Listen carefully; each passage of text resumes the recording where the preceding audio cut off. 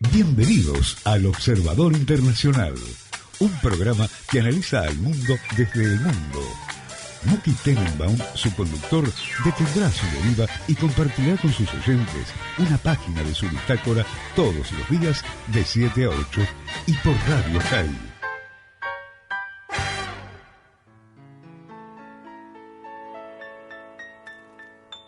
No me quite pa. Buen miércoles a todos. Hola Muki, ¿cómo estás? Hola, buenos días, ¿cómo estás vos, Tati? ¿Cómo estás, Luis? Buen día, señor Tenenbaum, ¿qué se cuenta? Se cuenta que los diarios que están llenos de toda la historia de Panamá, de la cual vamos a hablar, por supuesto, y esto me parece que va a seguir así por lo menos hasta mitad de la semana que viene, se cuenta que una gran noticia que salió en todos lados es que lo metieron en cana a Lázaro. Sí, pero eso es noticia, o sea, ¿qué lugar ocupa en los diarios? Bueno, después de eliminar que el tema de Panamá ocupa más o menos la mitad de todos los periódicos del mundo, algunos un poco más, otros un poco menos, y las primarias en Estados Unidos y tonterías, ocupa un lugar importante, pero además salió en varios lugares que Cristina llamó 5 veces a Lázaro ayer, y él no le contestó. Y eso ahora aparece en los programas de televisión, como que, bueno, lo de Cristina yo creo que va a ser algo muy grande, y todo tienen, en este momento hay como una, a ver, ¿cómo puedo decir? Una inercia muy fuerte por el tema de los papeles de Panamá, a mirar a todas las acciones de corrupción en todo el mundo, ¿entendés? Uh-huh. Yo no creo que este tema hubiera aparecido en los diarios, quizás en algún diario español, que se siente más cercano, pero no creo que hubiera aparecido esto si no estaríamos en medio de un escándalo y de una histeria, después vamos a hablar también de eso. Eso es lo que te quería preguntar, Muki. ¿Es escándalo o es histeria? Es escándalo, y como todo escándalo trae consigo histeria. O también no es una forma de suavizar la ineptitud ante, o sea, esa actitud conejo en la ruta, paralizado por la luz. Puede ser, también tomemos en cuenta que mientras se habla de eso no se habla de los refugiados, no se habla de la guerra en Siria, no se habla de una crisis económica seria que el mundo está sometido, no se habla del precio del petróleo. Me parece que es la pantalla ideal, es como casi, no te digo que sea, ¿no? Pero yo empecé a leerlo en los titulares nacionales como si fuese una noticia del corazón casi, ¿no? O sea, ahora vamos tiene esa levedad. Ahora vamos a hablar del corazón. Uh-huh. Primero, la primera noticia que salió hoy y que parece tomar fuerza es casi una noticia, no para el observador, sino para un programa de corazón, ¿no? De estos de televisión así escandalosos. Sí, televisión. Parece que quien informó toda la historia es la amante de Jürgen Mossack, o la ex amante de Jürgen Mossack, socio principal de Mossack Fonseca. Uh-huh. Parece que ella era la amante de él, trabajaba adentro, por supuesto, y un día la mandó a pasear, y esta es la venganza de ella. La secretaria despechada. La secretaria despechada. La amante despechada. La amante. Que secretaria es un tema aparte. Y hay que explicar una cosa un poco, hay que explicar un poco la forma de la vida familiar que hay en estos países centroamericanos, y que incluye en muchos sentidos también Colombia, Venezuela, el norte de Sudamérica.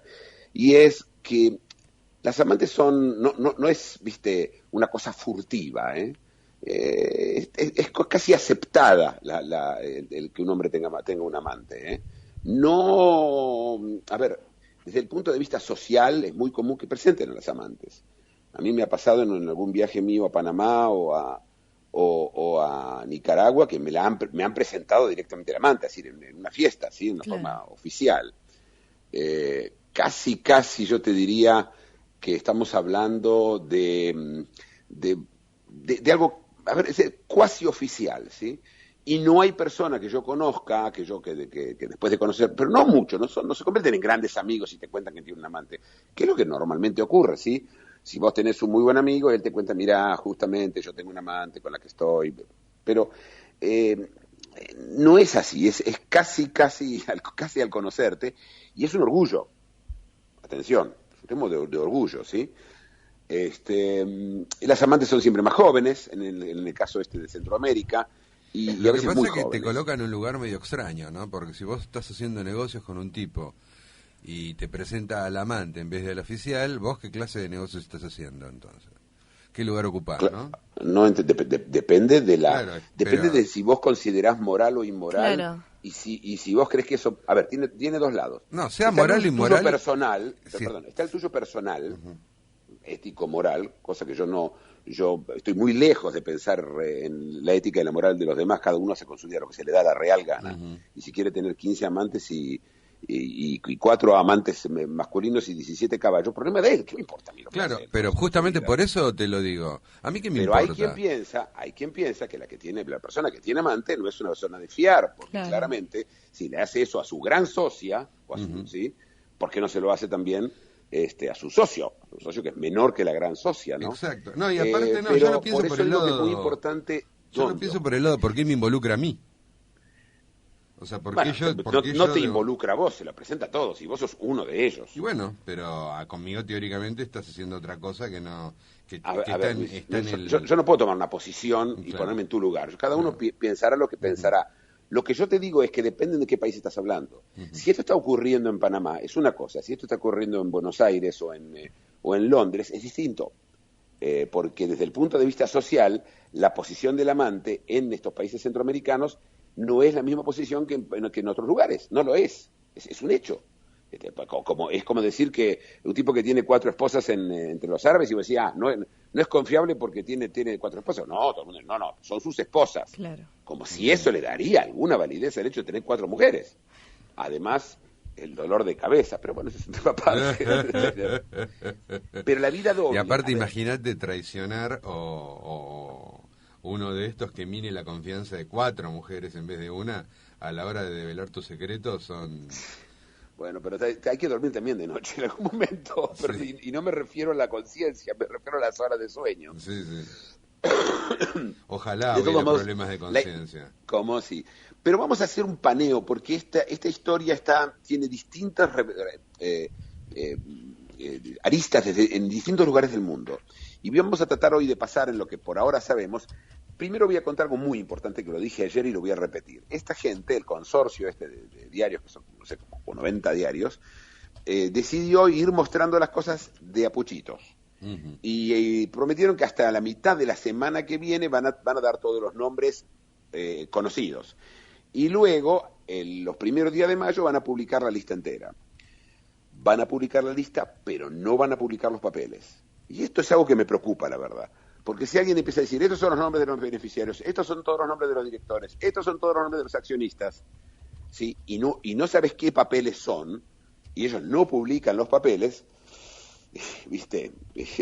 Estamos en manos de un determinado grupo de personas que pueden llegar a tener un interés en común, lo cual es cierto que como son 90 diarios de distinta afiliación política, de derecha, centro, izquierda, religiosos y no religiosos, uno podría creer que probablemente ahí se conserve la objetividad, pero aún así se tratan también de millones de papeles, ¿sí? Y ahora que estaba contando el otro día uno de los periodistas, dice, estoy pasando todos los días leyendo 14.000 páginas, me estoy volviendo loco.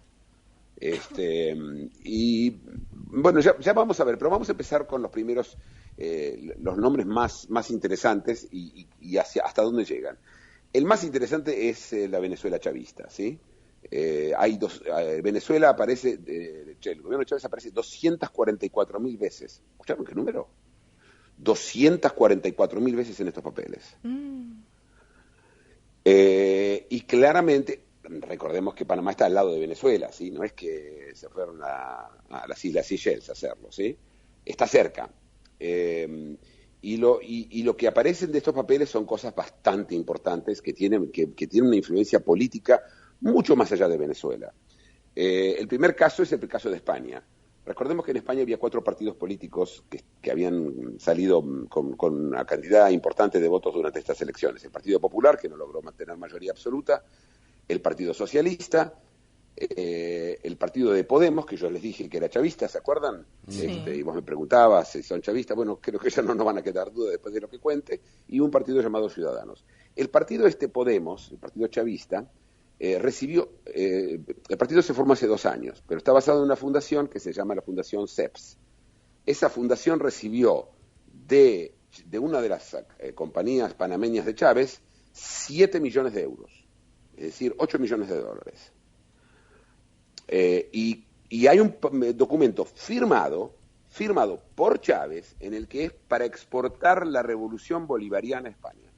Sí, nos queda dudas, ahí estamos. ¿Quiénes eran los dos tipos que manejaban la fundación? Los número 1 y número 2 de Podemos.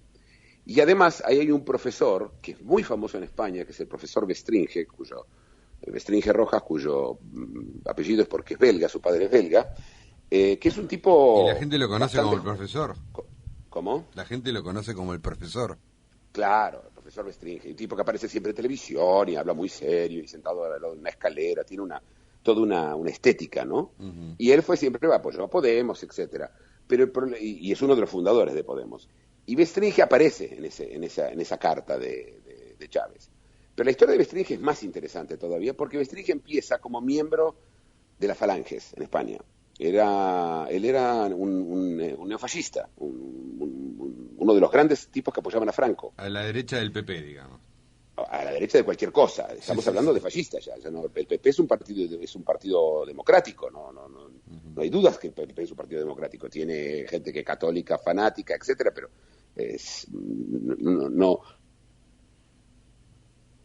Hola. Bueno. Este tipo... Ahí está. Ha vuelto. Hola, ¿me escuchás? Te habías ido, Muki. ¿Dónde me quedé? Desapareciste... Estaba hablando de un tipo. No, estabas describiendo al... Sí, este tipo ha vuelto. Al profesor. Que era falangista, ¿no? Sí. Eso escucharon. Sí. Bueno, este hombre hace una vuelta de 180 grados y se convierte en populista, chavista, comunista. Y la historia de Bestringe va más allá, porque Bestringe, cuando aparece toda esta historia, dice, no, yo no tengo nada que ver con esto, no, a mí nunca me pagaron. Yo fui 2 veces a Venezuela escuchen bien esto, porque el argumento es increíble, para asesorar al gobierno, al ejército venezolano en caso de una invasión norteamericana. Bueno. Por la experiencia que tenía, seguramente. Claro, un hombre con una experiencia bárbara. Yo estuve en muchas invasiones del gobierno norteamericano. Para enseñarles al ejército venezolano cómo defenderse de que los yanquis lo invadan. Cada vez es todo más incrédulo, la gente dice cada cosa para salirse de esta historia, y es un ejemplo nada más, la historia de Bestringe y la historia de Podemos, pero lo de Chávez va más allá, y recién van a empezar a aparecer otros partidos políticos que fueron ayudados por Chávez, usando las compañías panameñas, donde lo que pasa es que hacían, por ejemplo, en este caso de Podemos, abrían una compañía en Panamá, le pasaban la plata a ellos y ellos después se la donaban a sí mismos. Esto es lo que se empieza a ver, por supuesto hay que ver hasta que no haya juicios y no se sepa la verdad, ¿no? ¿Me siguen escuchando, sí? Sí, señor. Sí, bien. ¿Querés que a cada tanto digamos sí, por la duda? No, pero que comenten. Ustedes siempre tienen comentarios y preguntas interesantes para hacer, así que interrúmpame porque yo ando como siempre embalado. Lo que pasa es que estos muchachos ya tienen como una industria del vuelto, por llamarlo de alguna forma, ¿no? Bueno, por en supuesto, España e Italia son los creadores, ¿no? Sí, por supuesto. ¿Sabes qué? Vamos a la canción, cortemos acá, porque después vamos a hablar de otros personajes que siguen apareciendo y lo más importante, contar las cosas, los hechos que sabemos, porque últimamente se han contado cosas que no son hechos y no son suposiciones. No, y aparte, digamos, venimos hablando del mundo latino involucrado a Panamá, ¿no? Pero, ¿qué les pasa a los sajones? No vamos a ir afuera, ¿no? Créeme que nos vamos a ir afuera del mundo latino. Vamos a la primera canción, ¿qué te parece? Vamos. Muki Tenenbaum es el observador internacional. De lunes a viernes, recorre con sus análisis y reseñas los aconteceres y devenires del mundo, en exclusiva para Radio High.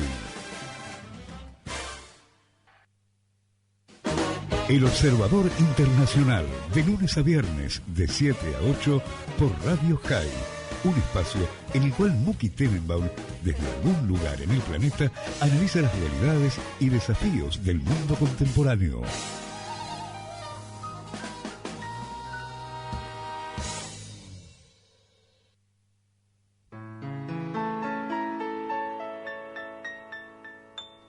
Ne me quittez pas, il faut oublier.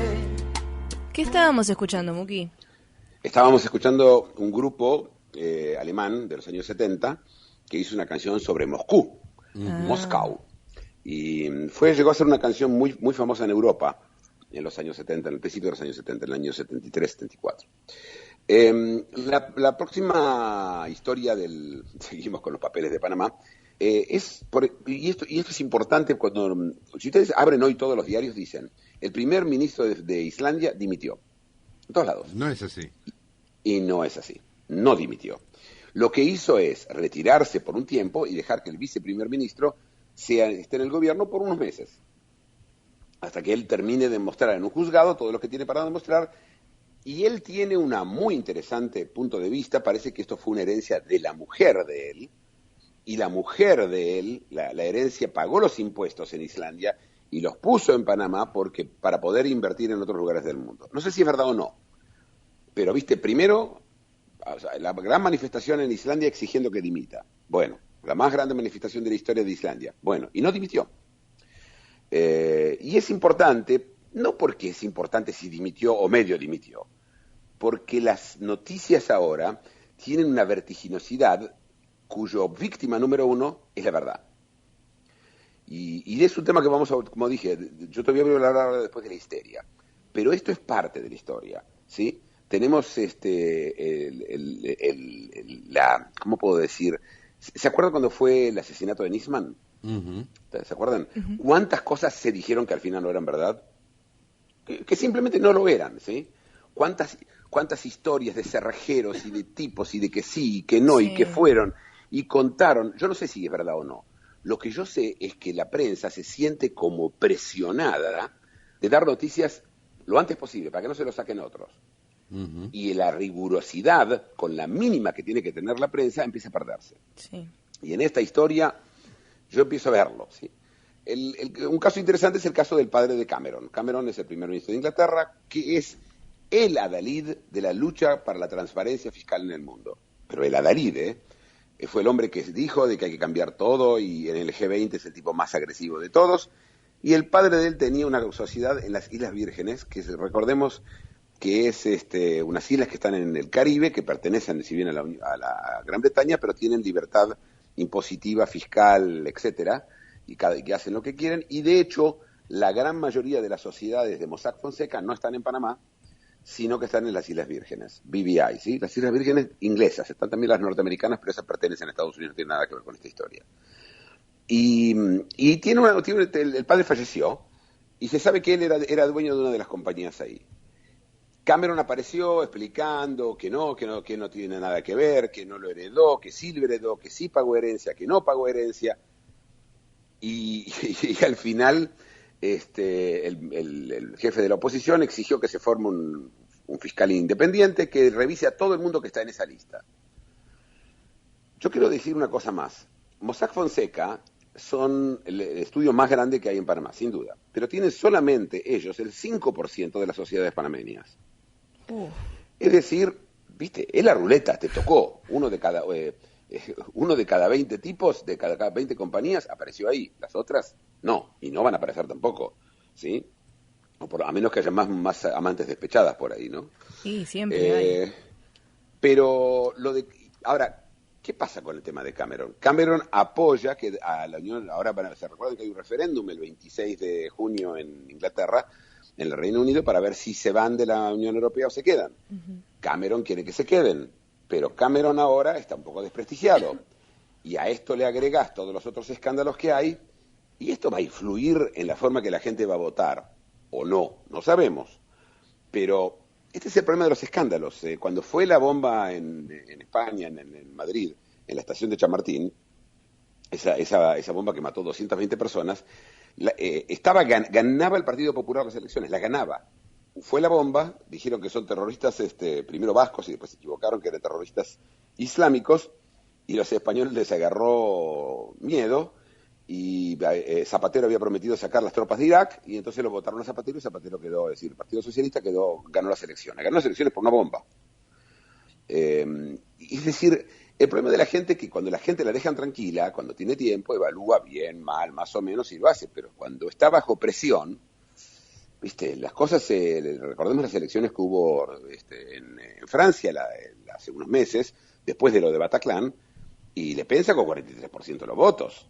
No ganó porque todos los otros partidos se unieron para que no gane. Pero, ¿por qué pasó eso? Es porque la gente está bajo shock. Y estamos viviendo todo el tiempo de shock en shock. Yo no sé si se dieron cuenta. Apenas terminó lo de Bruselas, apareció esto. Pero te hago una consulta, a ver, ¿no? Sí. O sea, ahora todo el mundo me refiero inclusive el sistema judicial, las demandas, está todo el mundo diciendo esto está mal, es una costumbre, es legal pero es inmoral, es por ahí donde es el dinero, es la ruta del dinero del narcotráfico, es la ruta del dinero de las armas, es la ruta del dinero del terrorismo, es el dinero oculto de las comisiones indebidas por negocios ilícitos, todo el mundo se sacó los colmillos, ¿no? Se lustra los dientes para morder profundo en el cuello de Cameron, en el cuello del islandés, lo patrulla Macri. Esto es una novia despechada, ¿no? ¿No hay un canal institucional para que alguien busque en el otro 95% de sociedades teóricamente inmoralmente incorrectas? No, la respuesta es no, y no importa, porque si no se van de Panamá. Y si no, siempre va a haber algún país, alguien que... No digo 95% de panameños, pero además algo muy importante, y es Bitcoin. Please, recordemos que las monedas virtuales son totalmente indetectables. Así quiera Estados Unidos, no quiera, no hay amante despechada que lo pueda hacer. Simplemente, una vez que esto va a ir a la virtualsfera, ¿sí? a la parte virtual, el dinero se convierte en virtual, se terminó. Ahí sí que los estados nunca van a poder llegar a nada de eso. ¿Estas cosas se mueven con dinero virtual? ¿Quién? ¿Esto se mueve con dinero virtual? Esto no, esto es todavía chapado a la antigua, si quieres llamarlo de alguna forma. El dinero virtual lo estamos viendo hoy. A la Néstor, el narcotráfico se mueve con el dinero Pesando virtual, los las armas bolsos. se mueven con dinero virtual, ¿cómo? Claro, a la Néstor, ¿no? A la Néstor con la valija de plata, digamos. El bolso Sí, lleno de plata. sí, es todavía sí. Hoy me enteré de que la Suprema Corte en Argentina reabrió el caso de Antonini Wilson y la valija. Pero ese tipo de cosas van a desaparecer, claro que van a desaparecer, pero lo hace más difícil. El problema es que esto no se puede eliminar. No es que, y ahora todo el mundo va a ir a pagar impuestos. ¿Alguien se puso a pensar, quizás hay otra forma? Yo les conté el otro día, en Estonia se paga el 10% de impuestos y no hay evasión. Y yo te aseguro que en la lista que vas a encontrar en Panamá no hay un solo tipo de Estonia. ¿Por qué? Porque pagan el 10 y nadie va a andar haciendo quilombo por el 10. Pero cuando vos empezás a cobrar 30, 40, 50, esto va a pasar. Y va a seguir pasando. El problema es que los estados crecieron en tamaños gigantes, con promesas infinitas para votantes, en donde todo el mundo tiene que recibir algo, en un mundo donde todo el mundo se queja y todo el mundo exige y todo el mundo... Y al final, ¿viste? Al final la presión que se ejerce sobre la gente termina en la gente escapándose de la presión de alguna forma. No, y aparte con eso no va a dejar de ocurrir. ¿Cómo? Pero con esta cosa... A mí... Entiendo, no sé, me cuesta muchísimo entender el llamado estado de bienestar que por el solo hecho de estar te pagan. No termino de entenderlo. Claro, no es el estado de bienestar, sino el estado del estar. Sí, qué sé yo, no termino de entender cómo es esto. Ya estás, te pagan. Yo, pero o sea, yo soy europeo, voy a Europa y ya está. Claro, pero esto es solamente una parte del pulpo, ¿sí? Del pulpo del Estado. El Estado tiene duplicaciones, ya no hablo de cosas que no se debería ocupar, pero cosas duplicadas y triplicadas y cuatriplicadas. Vos entendés que en la Argentina, por ejemplo, para dar un ejemplo, hay un Parlamento Federal, ¿no es cierto?, que tiene Senado y Cámara de Diputados, y además están todos los que están en la provincia. Y además están todos los ediles de todos los municipios. Y estamos hablando de la Argentina, que tiene 40 millones de habitantes. Es decir, tenés un grupo gigante de personas que son electos. Olvídate de todos sus asesores, las familias, Y además los fatos que siempre van a ocurrir, siempre van a haber estafas, siempre va a haber corrupción, no hay cómo sacarlo. La única forma de evitar la corrupción en general es simplemente que no valga la pena. Que no valga la pena. Y la palabra pena, sí, en este caso, habla del derecho penal. No puede ser que yo le persiga a una persona y le diga, me tenés que dar 1/3 de lo que vos ganás y esperar que todo el mundo o que la gran mayoría de la gente lo cumpla. No va a pasar. No va a ocurrir. La gente siente que alguien le mete la mano al bolsillo. Yo me levanto toda la mañana, me voy a laburar, me mato hasta la noche, tengo que mantener cosas y además todo me cobran. Entonces me cobran impuestos cuando compro nafta, me cobran impuestos cuando compro cualquier cosa, un IVA que es una barbaridad de lo del IVA que es lo que se cobra. Me cobran el impuesto del barrido y limpieza. Me cobran y me cobran y me cobran y me cobran y me cobran. Y claro, la gente se va a querer rajar. ¿Qué querés de la gente?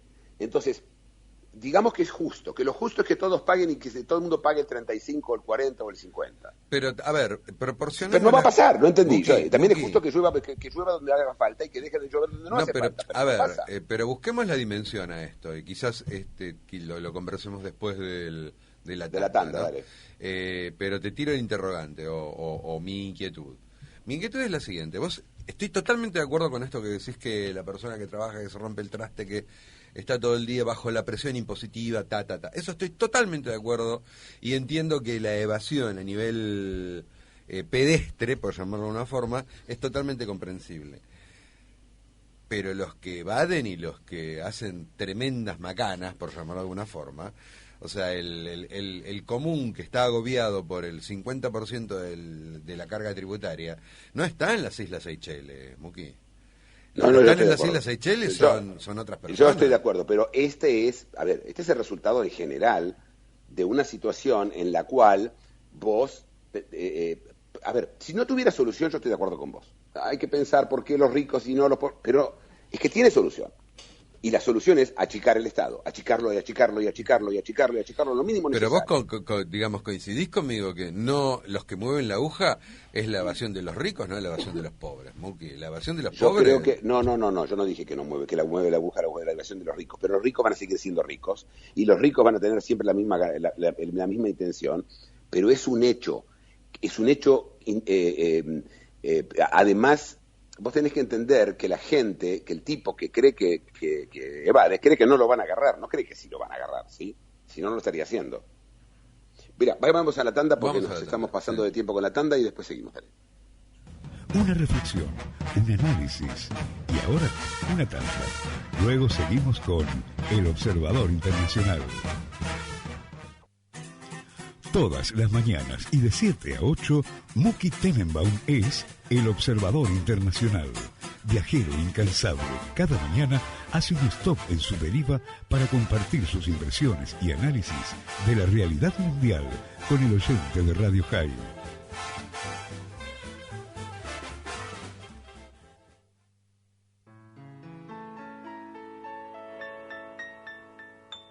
Ne me quitte pas. Seguimos con otro tema. Bueno, seguimos con este mismo tema, pero quiero seguir contando un poco las cosas que se van pasando. Alguna que otra que me pareció curiosa. Primero es que en el entorno de Le Pen parece que también Marine Le Pen, la gran opositora que hay en Francia, del partido de ultraderecha, parece que también hay cosas de compañías de Panamá, todavía no hay detalles, pero ayer salió la portada de Charlie Hebdo, ¿sí? Que siempre tiene portadas especiales, con un señor teniendo un papelito diciendo Je suis Panamá.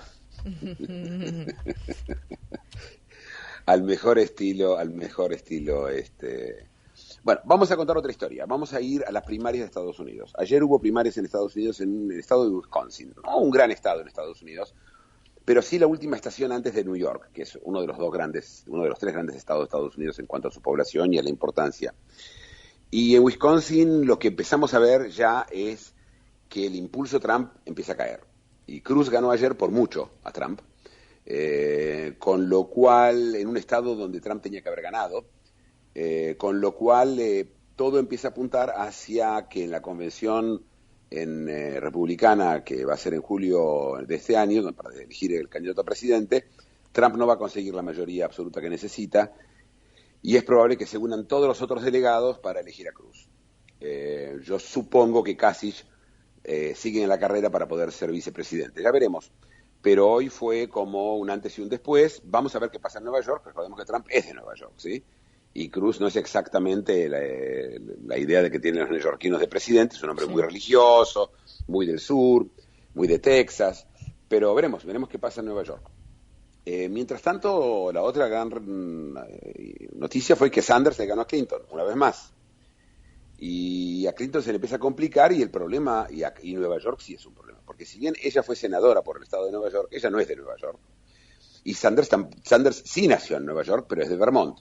Es decir, al revés que ella, ¿no? Ella nace en Illinois y fue senadora por New York, él nace en New York, en Brooklyn, y se va a vivir a Vermont. Ayer él salió con una declaración muy anti-israelí Sanders, más que todo yo creo para despegarse de que el hecho de que sea judío, que no se sospeche de que él va a ser como presidente subjetivo hacia favor de Israel, y tomando en cuenta que está por ir a Nueva York, donde el voto judío es central en Nueva York, donde es un porcentaje importante del voto, es un tema interesante. Vamos a ver qué le va a pasar a Sanders en Nueva York, y si Hillary va a lograr conseguir el voto judío en Nueva York y con eso pararlo a Sanders, o no. Y Nueva York es el 14, así que falta todavía una semana más. Es el martes que viene, ¿no? Perdón, es el 12 creo que es, el martes que viene. Y bueno, veremos qué nos pasa en esas elecciones. En Holanda hay un referéndum hoy, un referéndum que no tiene importancia, es muy interesante. Holanda pasó una ley de referéndum hace 2 años. Y la Unión Europea llegó a un acuerdo con Ucrania para darle toda clase de beneficios a Ucrania, etcétera. Para firmar ese acuerdo necesitaron que todos los países voten a favor. Holanda votó a favor, pero ellos pidieron un referéndum para abolir esa firma. No se sabe cuál es el valor legal de esa abolición, pero lo más importante es que si pierde el Estado, el gobierno, es decir, si gana la gente del referéndum, va a complicar mucho de ahora en más lo que pase dentro de Europa, porque ya no es el único país que tiene referéndum. Recordemos que hay referéndums dentro de la Unión Europea, en Irlanda, en Dinamarca, y en Inglaterra ahora que viene el referéndum para quedarse, y es como una participación de la gente mucho mayor en lo que va a pasar, y si bien, como digo, el acuerdo con Ucrania no corre peligro, aparentemente todos los próximos acuerdos van a correr peligro. En España hay un escándalo muy grande porque España firmó el acuerdo con Turquía, ese que permite devolver a los refugiados. De hecho, ayer devolvieron 208 refugiados a Turquía, con varias salvedades. La primera es que ninguno es sirio. La segunda es que por cada refugiado, y venía acompañado de un policía, ¿ustedes entienden? Cada refugiado, un policía. Y la otra, que es la más interesante, y ninguno de ellos había pedido asilo, también por eso los devolvieron, no hicieron pedidos de asilo, cosa bastante rara que hacen dando vuelta ahí sin haber pedido asilo. Y finalmente el tema que también pone un signo de interrogación es que hoy se interrumpió. Claro, se suspendió. Ayer empezamos y hoy ya no se hizo. Sí. Grecia dice que es temporal, pero vamos a ver. Pero el problema es que España votó a favor y en España el gobierno, que es un gobierno en funciones, porque se acuerdan como Cristina después de las elecciones, ¿sí? Estaba esperando al 8 de diciembre. Acá también se está esperando que se forme gobierno en el Parlamento, en los parlamentos en España, pero la mayoría del Parlamento estaba en contra de la firma. Así que esto también está creando un lío bárbaro.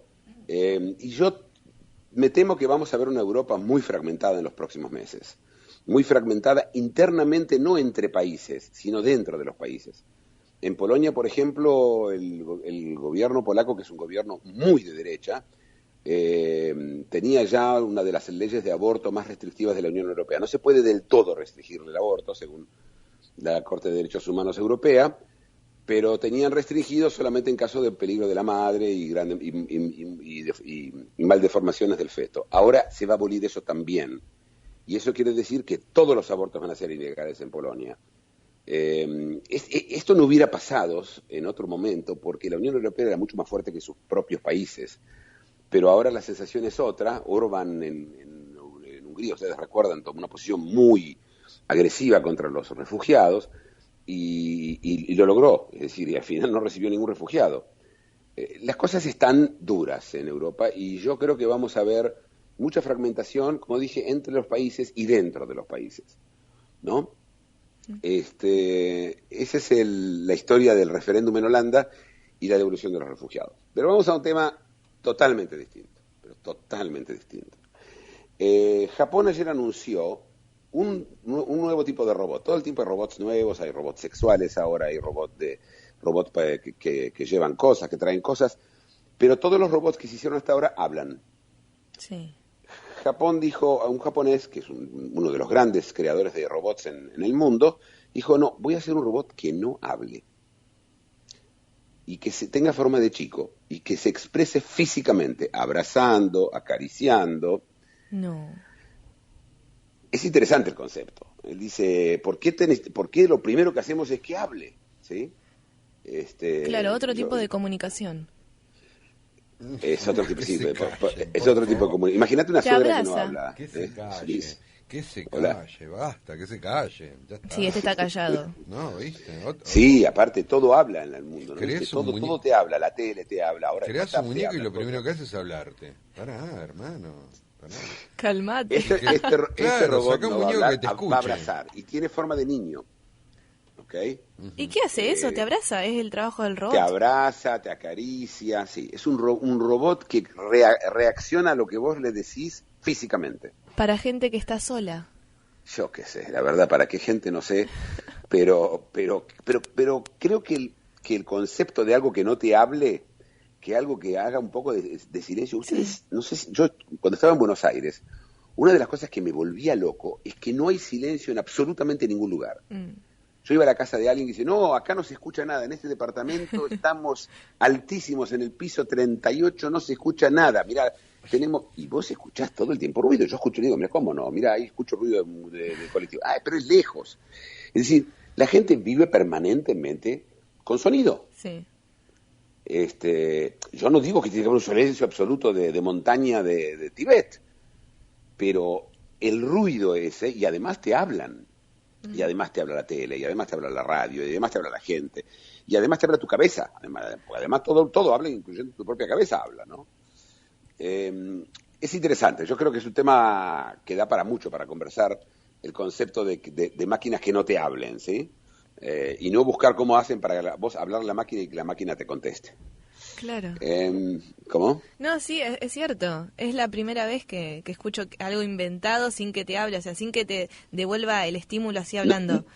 No, pero no solo eso, que se hace para que no te hable. Claro, ¿sí? Es su propósito. Mi sillón no me habla a mí, ¿sí? Claro. Pero no es la venta. Le vendo un sillón que no le habla. No pasa. No. Es una buena forma de venderlo también, Muki, ¿eh? Sí, tengo mi sillón que no le habla. Hay que empezar, Vamos a nuestra a última hablar de las canción. verdaderas virtudes de las cosas, ¿eh?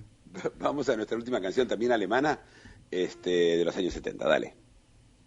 De lunes a viernes, Muki Tenenbaum es el observador internacional por Radio High.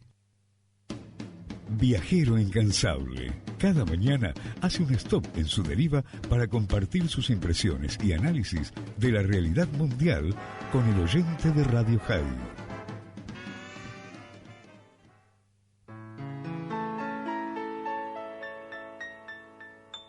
Ne me quittez pas, il faut oublier, tout peut s'oublier, qui s'enfuit déjà, oublier les temps des malentendus et les temps... Volvimos, Muki.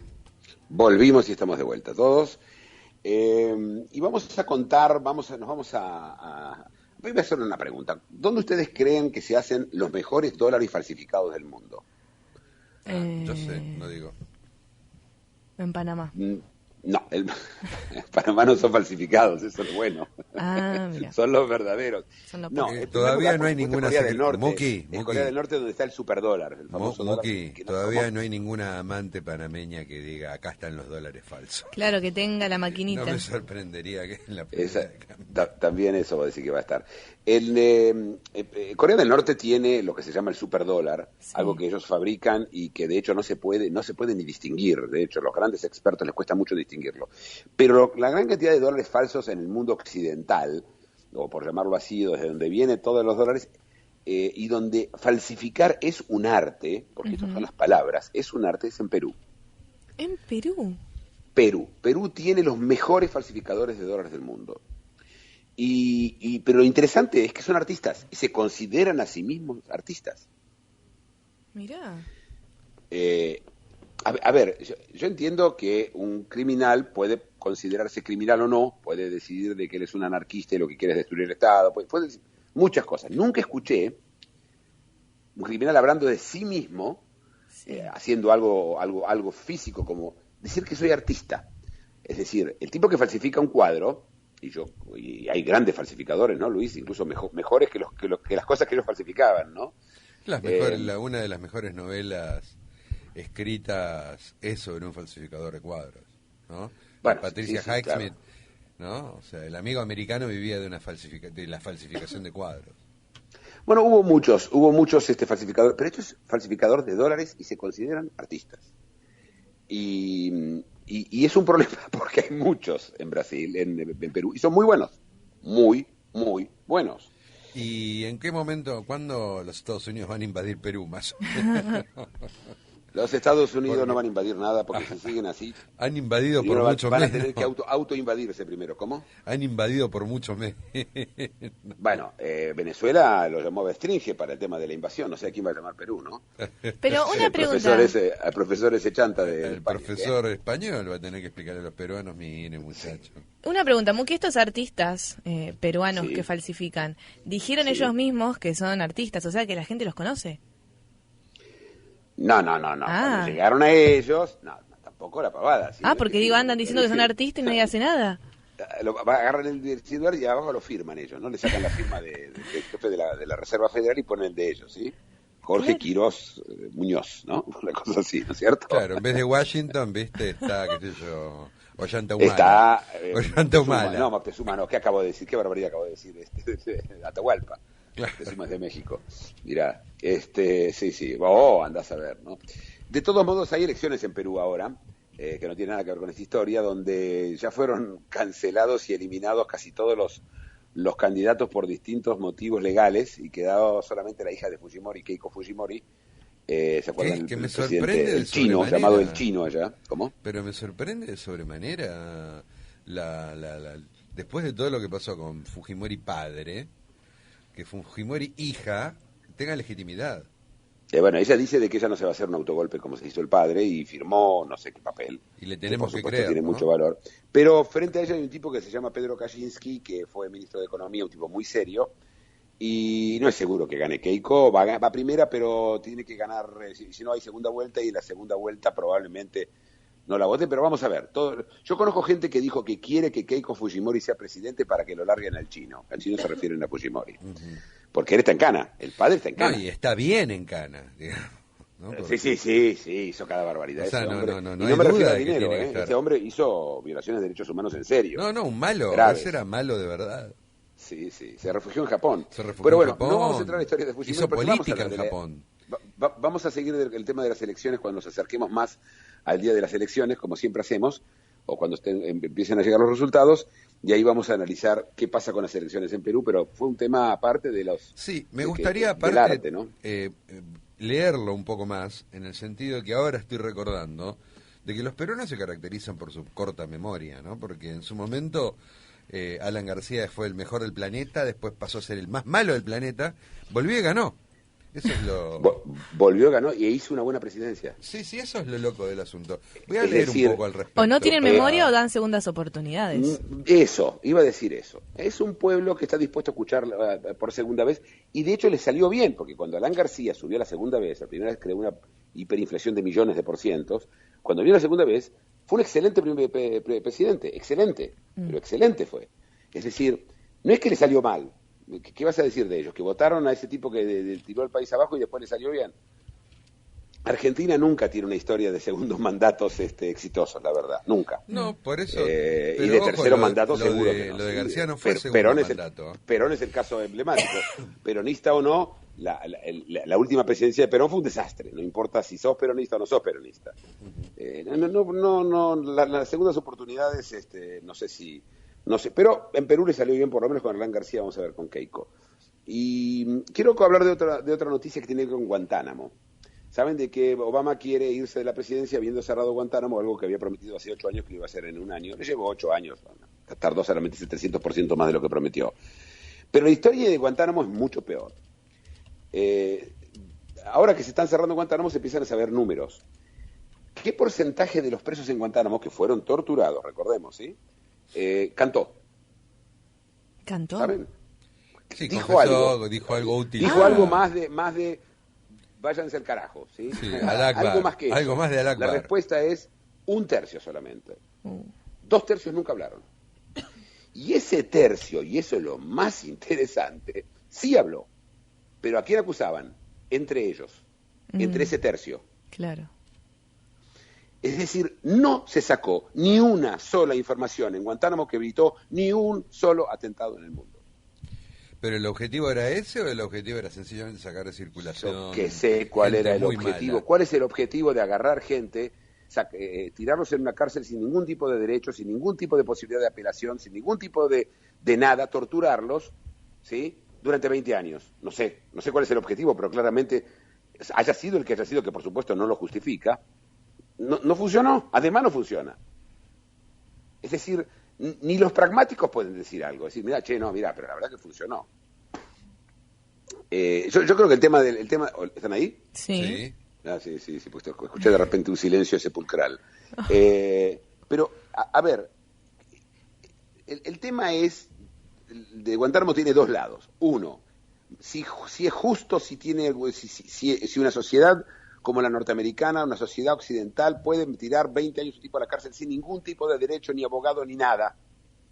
La respuesta mía es absolutamente no. Porque si no, dejaste de ser ¿para qué hicimos todo el país? ¿Para qué? Para que después se convierta en una dictadura. Para eso elegimos una dictadura del principio. Además ellos dicen somos un país libre todo el tiempo. Y lo son, pero no ahí. Claro. Y entonces decían, bueno, pero Guantánamo es parte de una base norteamericana, no es el Estado realmente. Ni hay cómo justificar lo que hicieron. Pero para colmo, no sirve. Entonces uno mira para atrás y dice, estos tipos tuvieron 8 años. Ahora uno de los liberados de Guantánamo se unió al Estado Islámico y murió en uno de los bombardeos. Sí, qué lindo. Hicimos todo eso para un tipo que, bueno, realmente... Yo no digo que la gente esa no es peligrosa. Yo no digo que no haya cometido crímenes, pero si cometiste crímenes, llévalos a un juzgado, hace lo que hacemos nosotros en el mundo occidental, como yo lo empiezo a llamar ahora mundo accidental, ¿sí? Porque es lo que ya no tenemos ni occidente, tenemos accidente.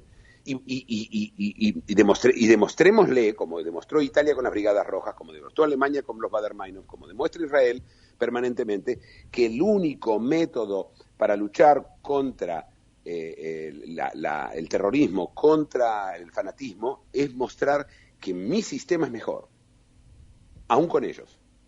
Esa es mi opinión. Y con esta opinión nos tenemos que ir. Sí, señor.